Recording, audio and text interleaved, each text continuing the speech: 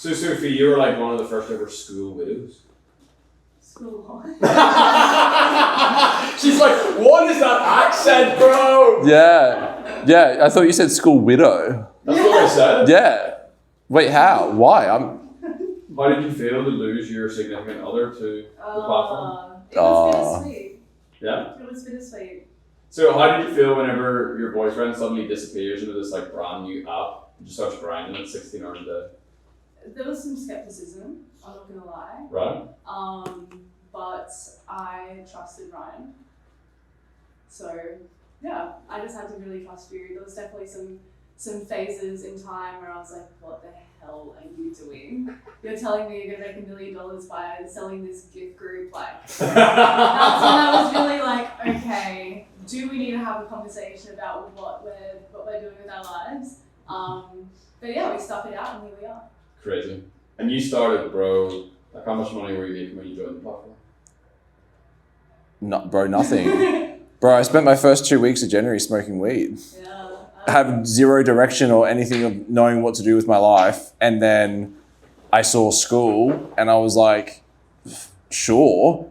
And for the first like 2 months, I think I was like on a 15% creator deal and we had done like 1,000 MRR. So I was doing like 150, that was split with another guy for 50%. So like $75, I think up until like April. Yeah. And then we did GIF, which was like spent a lot of my time doing that.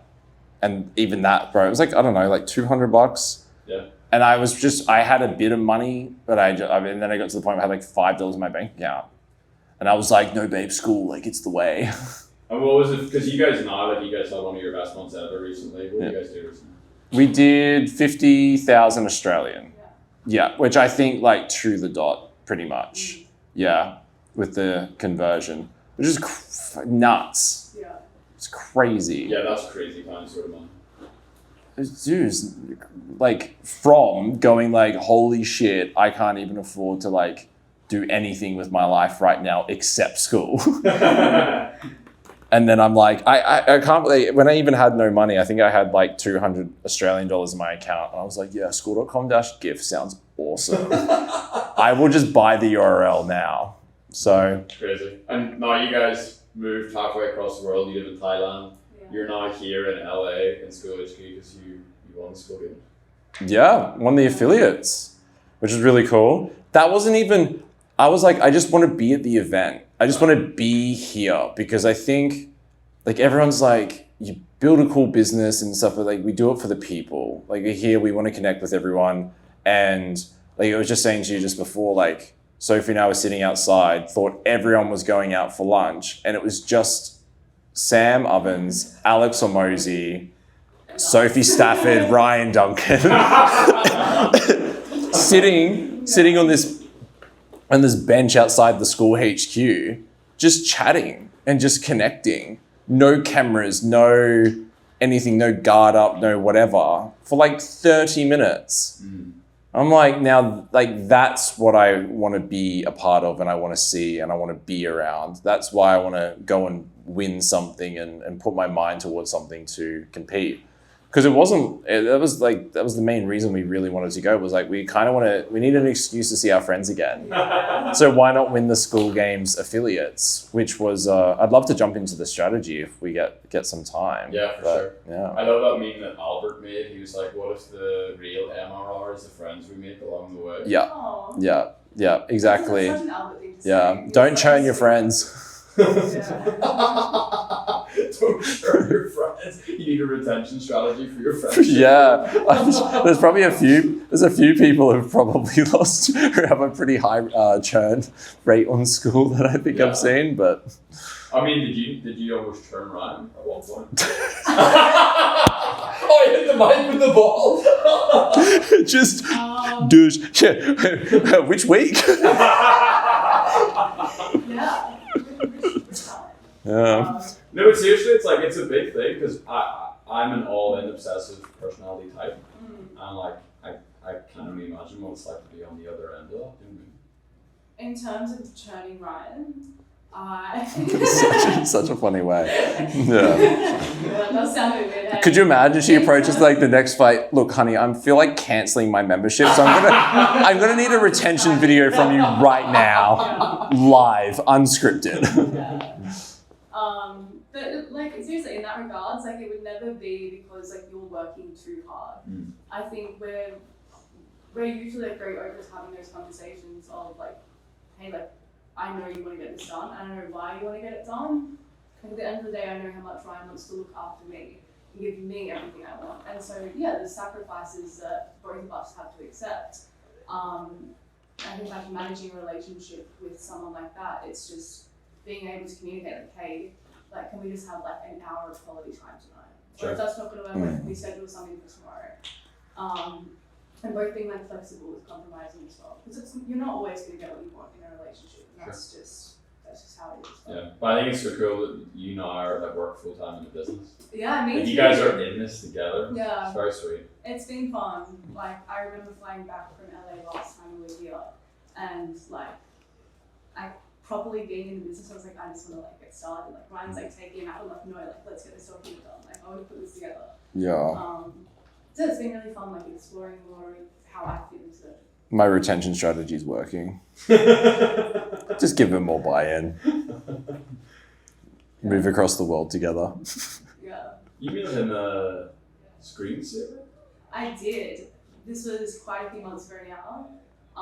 And I made like a little vision board, lock screen, and like I think when I first put this together, like Ryan was like pretty close to like a couple $100 MRR. Yeah, and you can see it there. We'll put it up on screen. Can you just WhatsApp to them? Yeah, I'll send it to you after. Yeah. I'll let you tell it. I'm going to tell your story. So I'm really big into manifesting and visualizing what you want to happen. So I photoshopped Ryan to a photo next to Alex Hormozi. And then I also photoshopped Ryan onto the school games leaderboard as #1. And another one of you and Sam and Alex on a call together. One of us, because I didn't want to churn. And then one of LAX. Like, and this, when I made this, I was like, this would like, I know there's a way, but it seems so out of reach that we were going to be in America, like in LA, not so long after. And then some affirmations. So we've got success and hard work is natural for me. I'm making tens of thousands of dollars every month, and we are school games winners. Yo! Yeah. And all of those now true? Yeah, within like 6 months, probably less to be honest. Sheesh. Yeah, I'd say you did it in like May. Yeah. May, and then we came out the first time with the movement and the school HQ experience, and then now here like officially as winners. Crazy. Yeah. So break it down. Like how? The affiliate strategy? No, like how did you go from there to there? And yeah, you can pick the affiliate strategy. Yeah. The vision board helped. It's actually crazy. We were in. That's it. It's so simple. I like that we just like paying people for. Yeah. I think our podcast episode was right before it all started. Yeah. Before it all kicked off. The first episode yeah. that you and I did together was GIF was just like becoming a big thing. Yeah. Wow. So. Which is a community where people can join for $1 a month and post GIFs and help. Yeah. Self plug. Fucking do it.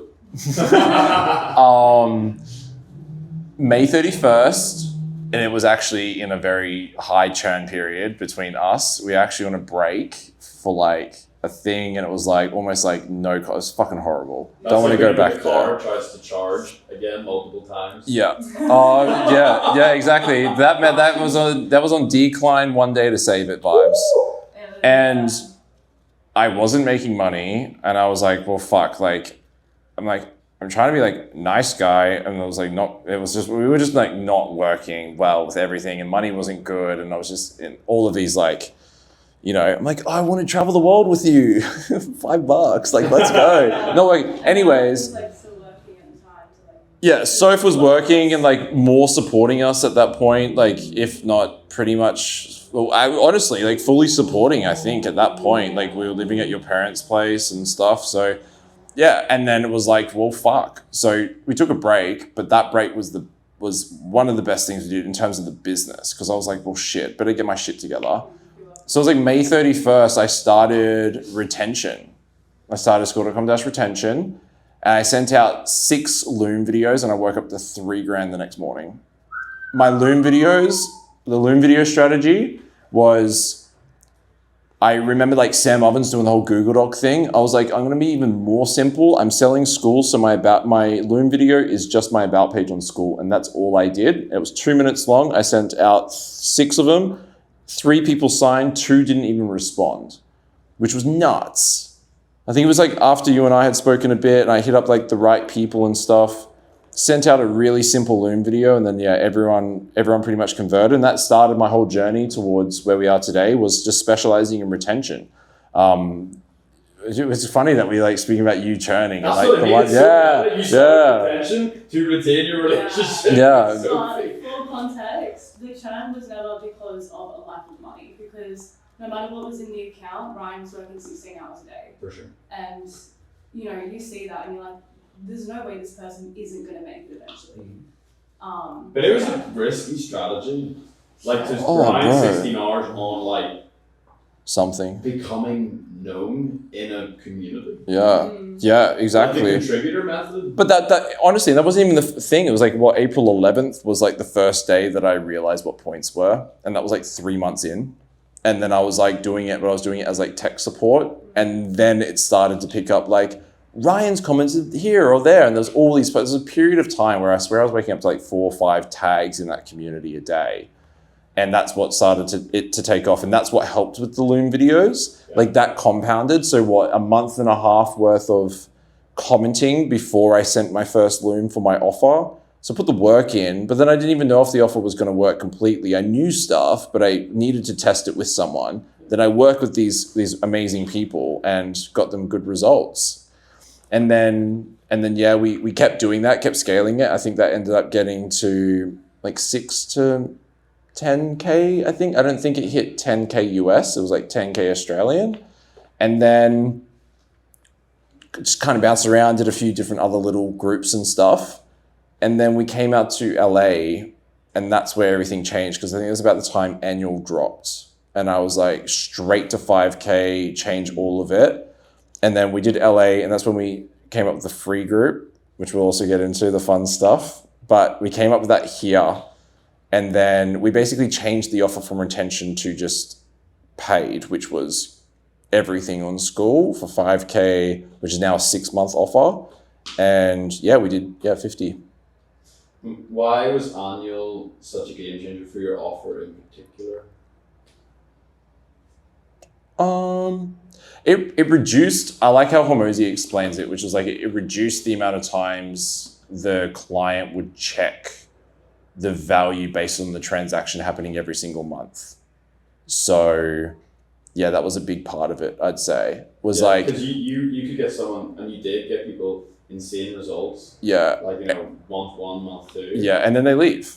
Yeah, which was like, it's like I'm doing all this work up front the first 30 days to get like the result of reduction. I was like, well, I'll just change this around just to get this. And then so now I'm working with people that don't even have any MRR, and they pay 5K annual. Yeah. Because they want to get it set up like people that I've worked with that are doing 70, 100,000 and share strategies with people that are using it. They're making 200K on Skool. So it's like that worked in our favor, I think,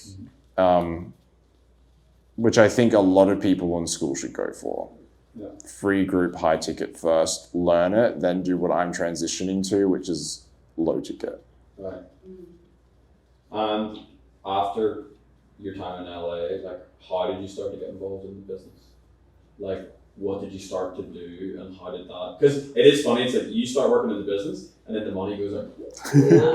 It was like when I first really got into it. It was mostly like structuring. Ryan's brain goes a million miles an hour with all of these amazing and crazy ideas, and putting that from how it originally started into something that's a bit more tidy and structured. We had something called the Retention Bible, and even for like a month or two before I was probably in the business, I was looking at it, I was like, they really like, this needs a bit of love. Like, there was a lot of like chapters that were completely empty, or like, just stuff that tidied up. And then from going through our retention Bible, I became like so familiar with it that I turned that into a checklist, and that became like an audit process that we did for all the clients. So then I basically started auditing all of our clients. We put together a letter of recommendations for them. Ryan would get on a call, he would go over it, explain everything to them, and then we'd follow up with them again in the week and see how they're going. The structure gave me the confidence to sell harder. That's what it was. It was like, oh, someone's actually got my back if I sell someone on this. Plus, it's just opened up the door to having more people because there's two of us now. It's not just me. Yeah, but again, just to call it out, I love how you invest a lot of time and energy to learn a new skill, which is a new platform called Skool. You started a fun community where people post gifts. You learn a lot about the platform, and then that puts you in a place where like now you have a deep understanding of how everything works. Now you have experience, and then you're able to take that forward and actually like help other people with it. Like all of that, you know, because we would talk, like I remember talking to you, like even in the gift days, and it's like you were putting 16 hours a day into what seemed like nothing. But when you look backwards, you're like, oh, what a genius strategy. You know what I mean? But like at the time, it's like, this guy's freaking insane. Well, that's the thing. Like, and it was like we had hard conversations. I had hard conversations with my parents, with friends. Like I remember I went on a walk one time and I called my mate and he was like, oh, how much are you making from school? And I think I was just at like 500 or something. And he's like, and how many hours are you doing for that 500? And I was like, dude, like trust, like I got this. Then when we made our 800, I always remember the conversation. So if he's like, so how much are your expenses? It was the exact same. So she's like, you're still making $0 a month? Babe, I'm making it on the road. I realizing he's been losing money the last 3 months. But that's, exactly, losing money. But the thing was it's working. It was something. It was, and as I said to everyone, it's recurring. Yeah. It's coming next month. I know, but your expenses were the same next month. I know. But babe, you don't get it. Yeah, exactly. Because in my mind, I'm like, yes, expenses covered. Now everything on top's cream. Let's go. Which was nuts. It was really fun though. But yeah, it definitely got to the point where it was just me telling everyone to fuck off and just no, I'm doing this. I don't care. I'll sleep under a bridge. Don't care what happens. I need to make this work. So how important do you think it is to just go balls to the walls with obsession like that? I wouldn't be here today if I didn't do that. I needed that kick. I needed me to switch on to that because I had that when I was younger with sport. I was so obsessed that no one could win. I was like, I need to win. And for me, the win in the battle for me was just crack the online business thing and be able to live anywhere in the world that I want. And be able to financially support myself and my partner and do the things I want to do and have fun while doing it. And I did. I had a lot of fun with school. I think that's what rubbed off people the wrong way at the start was because I'm like, I'm having so much fun. I'm like going out to work, paying the bills, right? It's like, oh my god, I made so many funny gifts today. It's like the equivalent of him staying at home and like playing Smash Bros. It felt like that some days. Yeah, exactly. Just playing a video game and I'm out here working. And then the points after gift, it was like, oh, now I'm obsessed with the points. Yeah. And I was like, oh. The leaderboards. No, but after the points, then he was obsessed with the MRR. So the way I was like thinking about it the other day was like, imagine if there was a boyfriend and girlfriend like 10 years ago, and the girl was like, I need to get followers on Instagram. Like, I'm gonna make money from this. And the guy's like, that's fucking insane. Like, what are these followers gonna do for you? And then, that really pays off. Like, if you look at how much money influencers make now, that it's just kind of like a different version of that in a way. So what was it in your head that you, like something in your brain clicked where it's like, school's going to be massive, I'm in early, I'm going to invest. Same way people talk about like getting in early on Instagram or like, babe, there's this thing called cryptocurrency, believe me, it's really going to work. And everyone's like, what an insane dude. Yeah. The people. It was the people that are running shop. I believed in Sam. I didn't even really know Sam, to be honest. I'd seen stuff and I heard at consulting.com. I didn't know Sam. And then honestly, I'd seen some of Hormozi's stuff and I was a fan and watched it. And I agreed. Oh, that's the guy. Hormozi's just chilling in the background. Anyways, I don't know. That guy says some okay stuff about business, and I was like, well, I agree with literally every single one of it. So why not just back that guy and Sam with what they were doing? I was like, how can it fail? I'm like, because I had the drive as well. That's why I always said, like, what could never win? Because they don't have a me, because they don't have that dedicated user. Right. Sam and Alex are just as dedicated. Yeah. And then I found the Matthew Thompsons and the Andrew Kirbys and then the Devons and the Bajans and the Patrices and that. And I was like, you can't beat that. Like, you can't just beat just pure like man willpower. And I think we saw that in like a whole like worldly view was like small, like people that don't have this big system and stuff behind it. People can do anything that they put their mind to. And if you obsess over it, you can make it work. So why do you think school like evokes such like passion in people like that? I mean, like as someone who fell down the rabbit hole hard. Because it was like playing a video game. It was addicting. It still is addicting. Like I love it still. Yeah. And for me it was even more addicting because the first, which I only just realized, like the whole thing about profile visits and like how to make that work, well, that was already happening with GIF. Yeah. Because the comments were turning into $1. So I was like, well, how many of these can I get a day? And like I'd always leave it open so I could hear the cha-ching go off.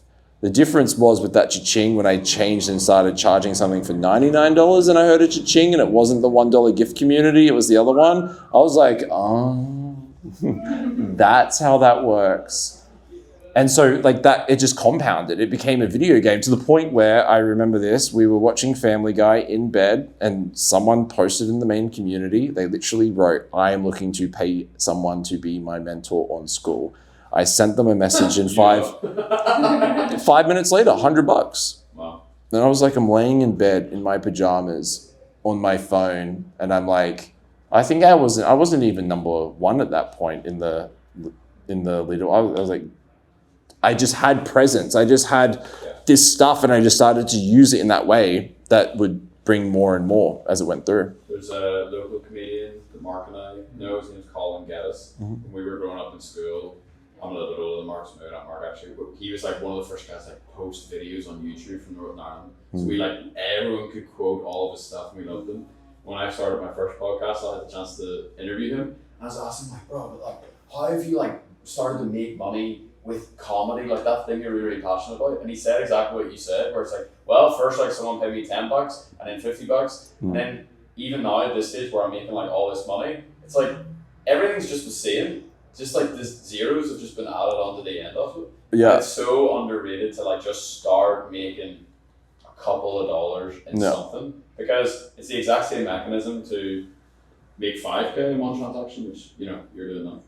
Yeah, exactly. 5K ka-chings. 5K cha-chings. They do. They have a different ring to them for sure. They should have different sounds for the price. What up, bro? So you want to be in this podcast?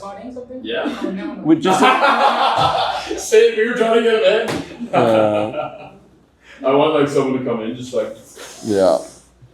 I'm sure you could get Bisonetti to do it. Ted Carr would do it. Ted Carr. Do you want to be in the podcast, Ted? Ted looks like he's doing some guru stuff in there. He's writing on a whiteboard. I don't know if you've said this on any Can we get a shot? Can you actually stand and get a shot of this? Because this is like hardcore guru mode. This is what it's like in Skool HQ. Well, he hears us! Ted hears us! He starts writing his bank balance on the board. He's like, crypto will go to... Have you mentioned like what's happening this, like why the fuck everyone's at Skool HQ right now? Oh, true. Tell us. No, fuck it. We'll let everyone guess. Half an hour into the podcast and you haven't even acknowledged that you're in a ball pit. Yeah. That's the best behind the camera line I think I've ever heard in my life. I'm gonna put that on a t-shirt. Okay, well, we are at the Skool HQ for the Season of Madness event. It's happening at Skool HQ, first time ever for a school games event to happen here. We won the affiliate, Sophie and I. We had the biggest months of MRR we've ever seen on Skool. And because of the F1 in Vegas, everyone's out here, even Hormozi himself. And we're hanging out at the HQ, I think, for like the whole week. So that's why we're all here at HQ and why you're probably seeing other random people in all of these videos, like Ted Carr and all these famous people. So that's why we're here. And we're in a ball pit. And we're also... Acknowledge that. I'm going to edit that. Yeah. Live streaming cuts it, gets rid of it. That's actually funny. We're going to leave his line in. Oh, for sure. Yeah. Bro, this whole segment's being left in. Actually, I just leave everything in. Yeah. It's a vibey, Just don't even edit ours. vibey conversation. Yeah. So, okay, you realized that profile business was a big thing. You started a paid group. You're doing Loom Ticket now. What do you want to talk about? You want to talk about the strategy of how to contribute and add value to the community? I feel like that's good. And then we'll do affiliates. Yeah. So how do you do it? How do you become known in an online community of people without being really, like, without being someone that everyone hates and like wants to ban from the community? That line I've tread a few times.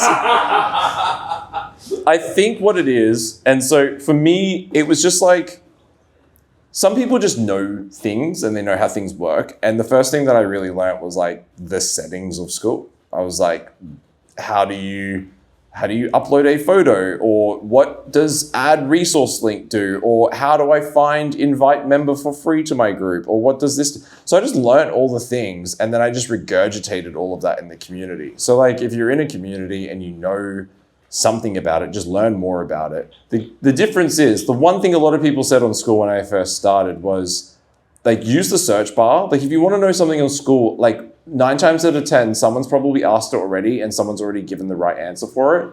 So all I did is like, I was basically like a synthesizer. I would read someone's post, not know the answer to it. Instead of just scrolling past, I would just search on Skool, the exact same title they had, and then I would get the answer, then I just rewrite it and post it as my own. Nice. And it would be like from a post from like July 15 in 2023, and I'd be responding to it in August 2024 with the same response. It's already been asked. But that helped a lot because I would just fire off all the like fresh responses to all the answers. I'd call myself the weekend moderator because the Skool team weren't on that at that point. They only did Monday to Friday. So I took the weekend shift. Love Yeah, I was on enough to do it. it. Yeah, well, Yeah. there was a vacuum when you filled it. Yeah, exactly. Very cool. Didn't even get paid. It's coming back. It's coming. Yeah. But like that's one way to contribute, is like just be like a helpful member. The other way you can do is like, no, be helpful. That's probably the best way to do it. Just be helpful, and then if you decide to bring your personality out, do it in the right ways. Which is difficult because you have to have the right room to accept it and to be funny or whatever it is. Inside jokes don't always hit. Depends on the community and what you're doing. But yeah, I think it's just like be yourself. One thing I've actually been holding this for the podcast was so many people reach out to me to ghostwrite, but not me ghostwrite, but ghostwrite for me. And what I like to say back to them is I would never send someone on my behalf to go to my best friend's birthday. And that's why I will never let anyone write my stuff for Skool, because Skool isn't just the business for me. It is the people and the friendships I make along the way. Right. And that's what I have, if everything left, I think, is I just have the connection to those people, and knowing that every post and comment I've ever done has been what I've put there. I could never let someone just write my stuff for me because it doesn't make any fucking sense. This is I'm actually so glad you brought this up, because we've seen lots of people come and go inside the community who've just been like adding noise. And they've been trying to be valuable. Yeah. But somehow, some way, it feels like they just don't care. Yeah. Like it feels like they're using the community, like they're exploiting the community for their own gain, and that's it. Yeah. It's not like they're not part of the culture. They're not building relationships. They're not. Whereas that's the thing that we've noticed about you is that you actually care about the people you have relationships with. You know, Devin and Bijan and all these other people, because they're actually your friends, and that shows.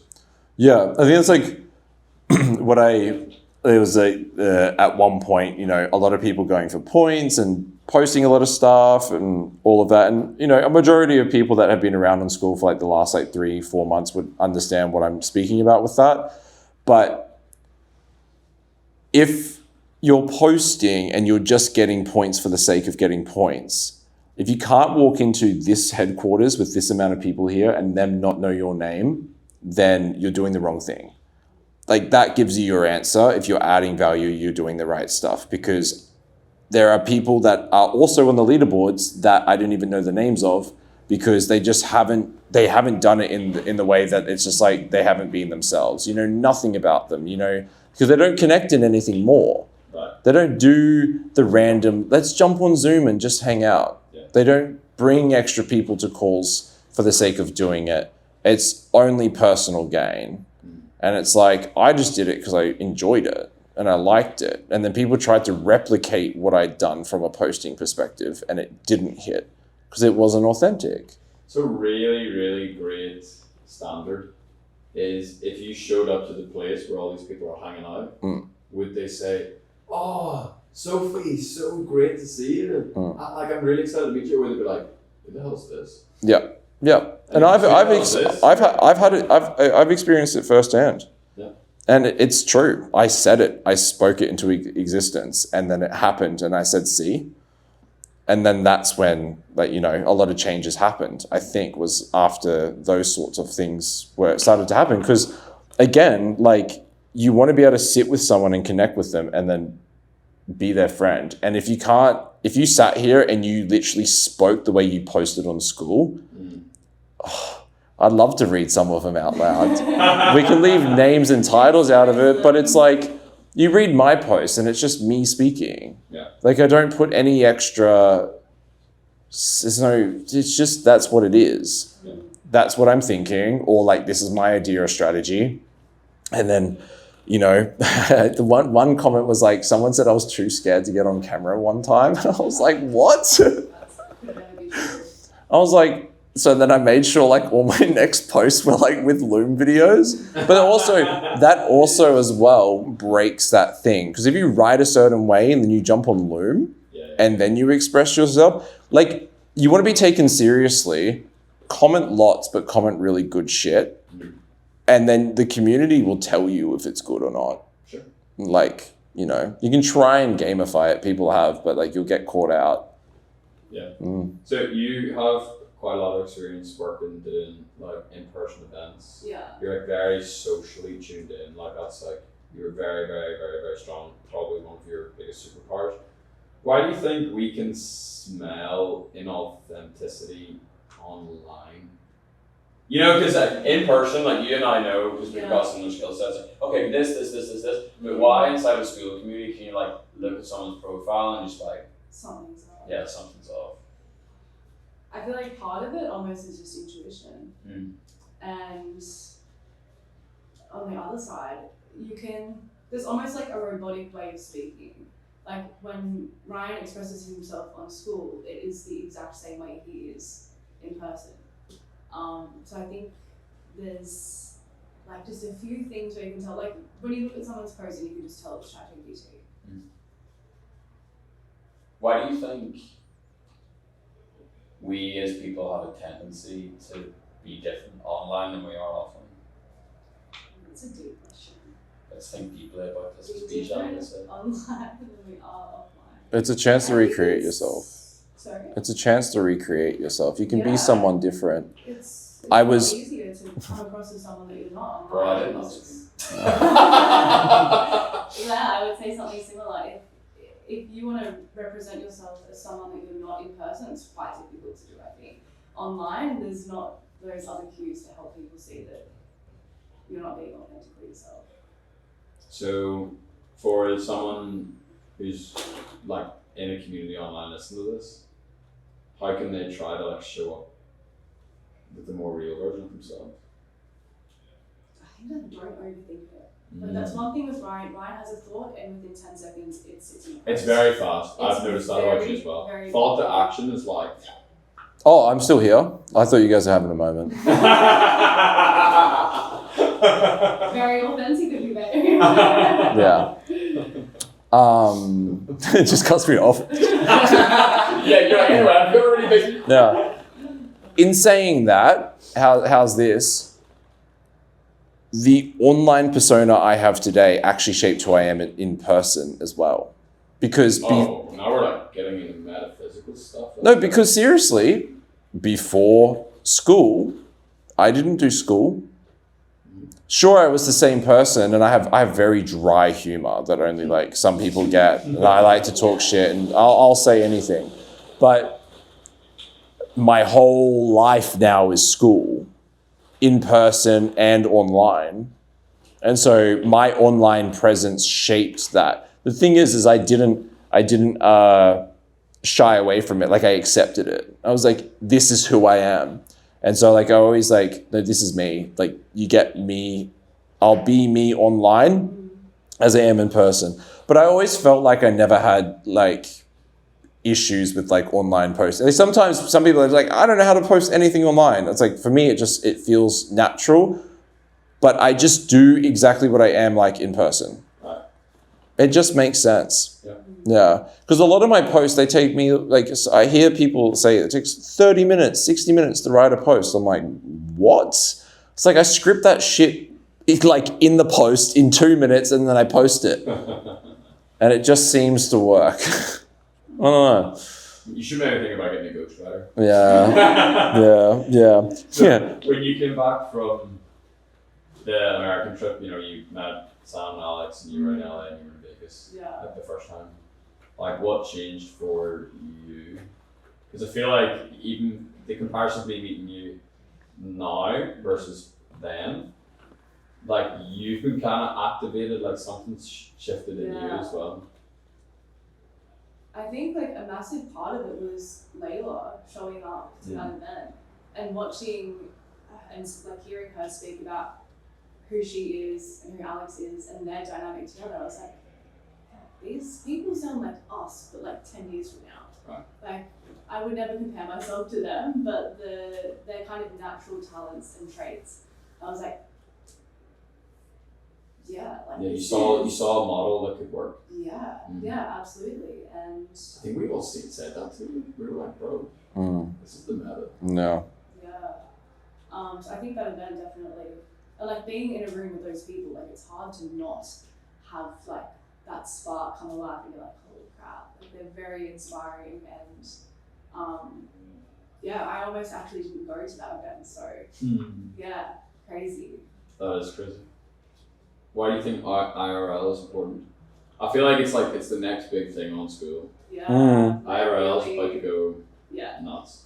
It's 2025 is the year of IRL.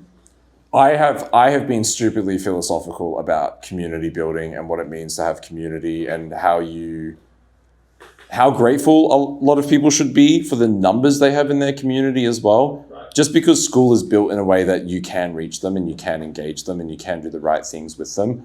I'm like, I have 600 people in my free group. Insane. That's a lot of people. I did the maths with one of my clients. He's a pilot and he teaches like how to fly a plane better after they become a pilot. I was like, he made like 5K MRR in 7 days. It was crazy.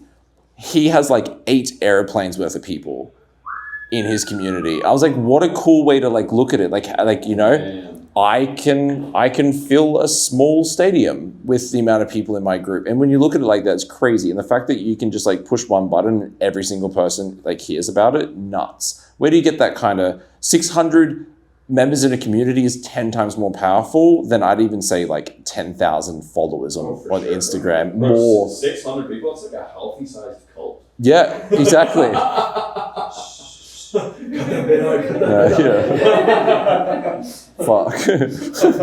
God damn, dude. We blew it. We acknowledge we're involved, but we said the cult word. Damn. I forgot what you were even asking now. Yeah, I'm so out of character. Fuck. yeah, anyways, getting so philosophical about school. What did you ask? Wait, actually, I've totally No, forgot. you did, you did. I I lapsed. think it was like, why is IRL going to be a thing? Oh, yeah, that's why. When you look at your community, you speak to people, a really good example of this is like an in real life streamer. That's how I kind of like look at communities now these days. There's an in real life streamer called Speed, and Speed has his chat, his followers. That is your free community, right? You have these people that somewhat engage, somewhat don't. You kind of have a connection to them, you kind of don't. They haven't bought into you, they haven't donated to you, they haven't done anything in that way. When he goes and does his in real life streams, he has the followers in the chat there in person. That is your group, that is your audience, that's your fan base. They're still not like your donated, your paid, your higher ticket members at all. They still sit there. When he does something where he draws out the member, he reaches out to them, he asks them to speak, kind of like Sam did with me with Skool, brings you into the more, this is more real for you, it changes everything. As soon as Sam reached out to me and like said something or joined GIF, I was like, I'm locked in for life. Like I'll do The anything. romance started. It was true. Pick up it, start off and join give. Yeah, exactly. That's pretty much what happened. Yeah, no, it was nuts. And it moves people from audience and fan or whatever it is into more inner circle approach. And then you invite fans out to, or your followers or your community to in-person masterminds where it's even more tight-knit, and then you build relationships with those people and connections. And you speak about things that you don't share with your community until it's released because those people are working on it.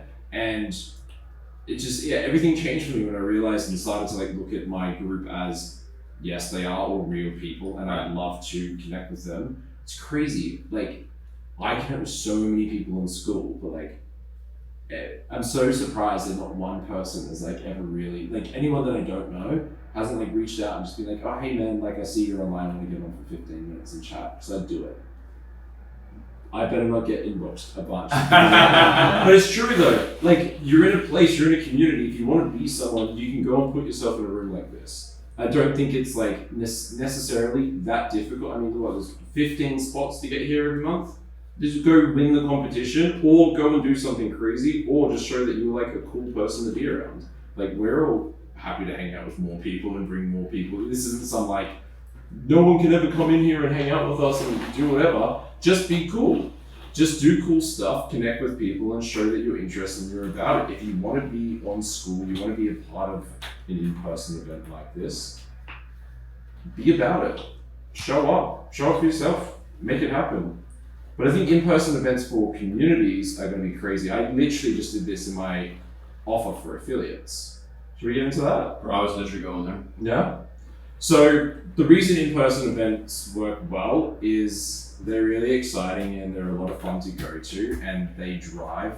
Okay, I came here, 3 months ago, and I met really cool people. And then I was like, oh shit, I better win again. So here I am. Because I was like, I want to win just so I can go hang out with my friends. Just so I can go and connect with everyone. And if you were, and this is what I said, if you were really smart about what you were trying to do with Skool last month, you would have gone for affiliates, because you would have realized the attention was focused on the main part of the leaderboard. Like the ticket to getting here was 30, it would have been 20 communities, I think, affiliate-wise. That you would have had to refer, less potentially. So what I did with my affiliate, it was really simple. I just said I'll give 3 things and like a chance to win a trip to Thailand. So like anyone can come out and hang out with me for a week. That was the full offer. I don't need to go into the details behind it. I did a few posts, but I basically said you get a 30-minute one-on-one with me. And when they jumped on that call, I got everyone to claim the URL. So I got them to buy into the model of free to pay and claim the URL. So I would get the transaction through, they would get the benefit of the community, the strategy to go and balls to the wall with it, and it would do that. So I just did a bunch of calls, 30-minute one-on-ones, and we did 1,600 in MRR for the month. and placed in at second. And then, yeah, I've got the first member ever flying out to Thailand on December 6th for a week to come and hang out and do in-person stuff. And then, yeah, we're planning on doing some big stuff in Thailand next year. Bro, Yeah, it's happening. it is, 100%. We love in-person. Yeah. It's way more fun. You get to eat food together. Because eating food on camera after reviewing myself does not look good. You sent me a text this morning, you're like, I've never seen you drink or eat. Yeah. Is that true? No, I don't think I have. I asked to get Matt a coffee this morning and he was like, no, bro, I'm good. And I'm like, bro, actually, when I think about it, I don't think I've ever had anything. We'll change that. Yeah, perfect. When you enter the back end mastermind, dog. Yeah. Yeah, we can have dinner together. Yeah, that's I'm down. So what are you most looking forward to about the next few days? I mean, you probably already said it. What? What? What are you looking forward to the most from this trip? I think tomorrow will be cool.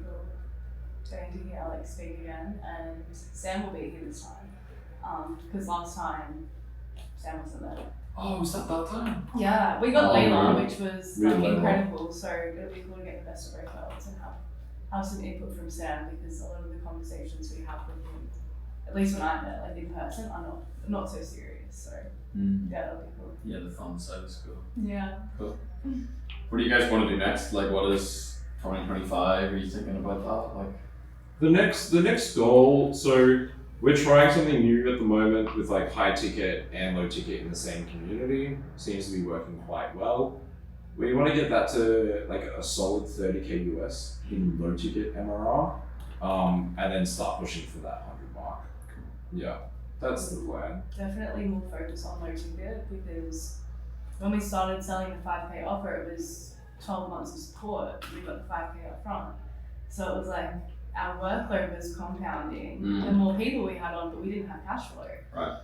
And yeah, we definitely like we can get some more comfortable income using low ticket and not just stacking clients on clients on clients without having that MRR as a safety net. Plus, I get to play my own game. I've done all strategy for like the biggest groups on Skool, and I don't have a group that had members. Like I didn't have a group that had more than 100 members until like yesterday. Yeah. I didn't do the whole fake it till you make it. I put a lot of effort into what I did, and I made sure my clients did get results. But I had to work off of the basis of everyone else having that. well, they just have more leverage than you. Yeah, exactly. Yeah. So you make a change for them, like they could make an extra 200k this year. Yeah. Whereas you make that exact same change for you, it's like, whoa, you made an extra $20. Nice, Yeah. bro. Yeah. It's so fresh. Love it. Yeah, it's crazy. It's good though. I'm excited. What about you, Matt? What about me, bro? Yeah. How are you doing? Yeah. Just like you start bursting balls, moshing with a dog. No one's ever asked me. Yeah, 600 episodes no one's later. done it. We talked about this last night. We were like, we should check in on that. Make sure he's okay. Yeah, I'm doing good. Yeah. I'm doing really good. Oh yeah, no, actually we did have a question. Yeah. Matt, what's it like to be away from the fam like every month? So Is it difficult? Yeah, it's Yeah. trade-offs. So I you know by now everything's trade-offs. Yeah. So the negatives is like you're away from them. Mm. The negatives is like jet lag. The negatives is that's it. Like that's pretty much it. It's like you're away from them. It's disruptive to the family life. Yeah. My wife is a champion. She picks up all of that slack when I'm away. 2 young kids, like it's a lot. Yeah. The positive on the family side is it gives me a chance once a month to like be away from them and reflect. It means I can always like come home like a hero. Yeah. Like it's nice to be missed. Is it nice to miss as well? Yeah. Yeah. Absence makes the heart grow fonder, and Yeah. you know what it's like in your relationship. It's like family life is a high contact sport. It's close, it's tight, you're on top of each other. Yeah, we've lived together since day one. Yeah. And Yeah. to have Usually that since day one. to have that built in is like it's a beautiful thing. Yeah. And then I think for our family as well, like this is obviously it's a huge opportunity for our family. Yeah. Like what's going on with school and what it will do for our future in terms of career, in terms of finances, in terms of relationships. Yeah. And so yeah, it's a trade-off that we've made. Mm. But yeah, it would be interesting if there's some things we could do so that you wouldn't have to travel every month. Yeah. That would be Definitely. And like, what's this is something I've been toying with for so long, but like, what's your relationship like with family, school, and then not having like social media? Like, you seem very grounded as a person and very connected in, especially even at these events as well. We see teams jump in on their laptops and get back to work and do stuff, and they're disconnected because they are connected, but you're someone that does sit there at 2 a.m. and chats with someone. Yeah. So how did you find yourself, I guess, I don't know if you're ever on social media or not, but like removing yourself from it so much that you're not doing, because it's a very attractive lifestyle. I really like it. It's something that I'm trying to get myself to. You want to hear something funny? I don't think I've shared this in the Skool universe before. I actually used to be a social media influencer. No way. way. I used to be the guy that was like, got all the free products, was invited to What the events. I had like the big audience online. I'd be like to the camera. It's like, it was small. I think we had like 30K on IG. That's really impressive. This was like 6 years ago in Belfast, so like for context. Yeah. So more like big fish, small pond sort of stuff. Wow. And man, like I was losing my soul. It was like, Yeah. it was destroying me. Yeah. It's like I've never been that person. I love online, hyper. You know, I always love gaming, always love MSN. Yeah. But for me, it was always about like the connection with other people. Of just messaging, like, Well, makes sense. even when I played RuneScape, like Ted was a big RuneScaper as well. It's like you're playing a game with other people. It's like Xbox Live with other people. And for me, like social media just started to get more and more and more and more away from people. Like I just started to see so clearly, even like 6 years ago. It's like, bro, these platforms are designed and are intentionally trying to take us away from each other. Because it's the only way their business model works. We have to stay on the platform for them to make more money. When the thing that was very, very attractive to me about Skool was, it gave me a sense of, like a chance to reclaim what I thought the promise of the internet was. And the promise of the internet was we're going to connect people together. Yeah. And that's why I went all in. That's why I sold everything. That's why I like make these trade-offs every single month. That's why I love what I do, because Skool is a platform where the goal is to get people offline. Yeah. Like when you really look at it, like the whole funnel of everything, it's like join a community, read the posts, go look at a video in the classroom, hop on a live call, go on more live calls, in-person meetup. Yeah. It's like literally the funnel of social media flipped on its head. Yeah. I love that. And I used to believe that the modern world is destroyed and the only way we're ever going to make it is if we like return backwards. There's an interesting framework for that. People call that like the prophet, where it's like we need to go backwards. So I used to be like, if you like exaggerate, like out on the street saying, you need to throw your TVs away and your smartphones away, and like we all need to like, I was even yesterday, Mark still a lot of me. I was like, we all need to live in a village together, like why are we like that? So that's still a big part of me. But I think there's also another part, which is, this isn't my framework by the way, it's the wizard. And the wizard is, okay, we can't go back to the past. So how do we use new technology to actually take us to a new future? Yeah. And like, I mean, for me, that's what Skool is. Skool is, I think, the best solution I've seen in the digital space to solve loneliness. Yeah. And help people pursue their passion and find their people. And that's what I bleed for. It's what I've always bled for, and that's what I'm on. One that's awesome. I think you should use that as the hook of your podcast. That opening line, never shared this before. With community, online, offline, one thing that I think a lot of school people should realize is I don't know if I completely agree with the 16 hours a day anymore. And always showing up and always doing it and always being there. And I was just talking to Hormozi and Sam What's about his this. name, Oh no, that other dude. But I think a really good structure is like the school game structure. 4 calls a week, 1 big event a month in person, recorded content for the community. So I've been doing it in my community, and it does remove the deliverability that you have to do it every single thing. A lot of people are like, you have to post every day. No, you don't actually. And the reason why, and I only realized this the other day, because I like analyzed my onboarding to the local pool community in Thailand, and billiards, like pool table, and the experience with them was I met one person, I spoke to one person, they told me about it, and they knew I played pool because I was playing on a table at the time, and they said, do you want to come and play at the team? And I was like, yeah, sure, I'd love to. So I got the invite, I go, I meet the people, introduce myself. The next thing they did was they explained the rules. I was like, that's interesting. Maybe if you explain what your beliefs, behaviors, and boundaries are for your community. Which is culture. Yeah, which is the culture. You set the standard, and this is how these run.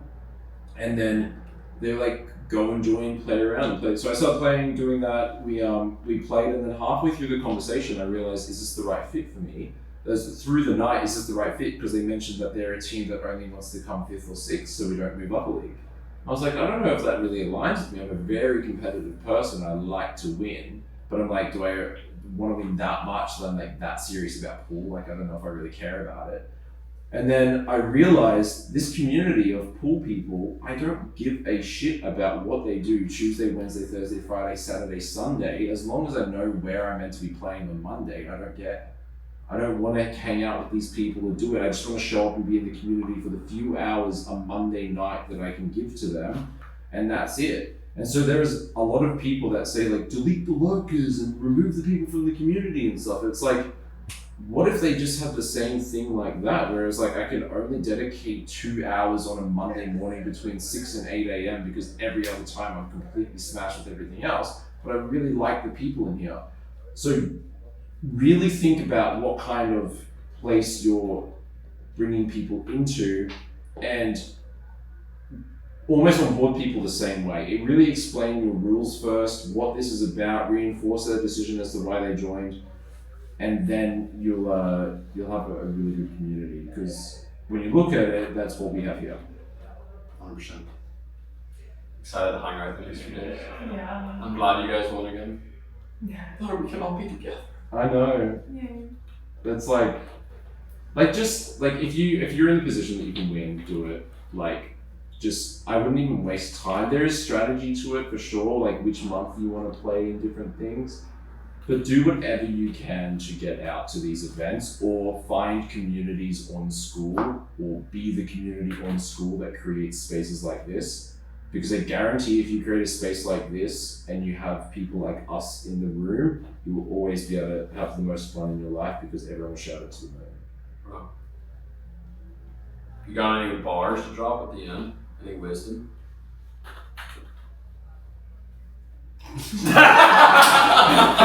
Sophie the space, all knowing Sophie in the corner there. There's so much to say. It's the pinnacle of blonde girl. Shut the fuck up. Bro, you looking to churn right now? Yeah. You looking to churn, bro?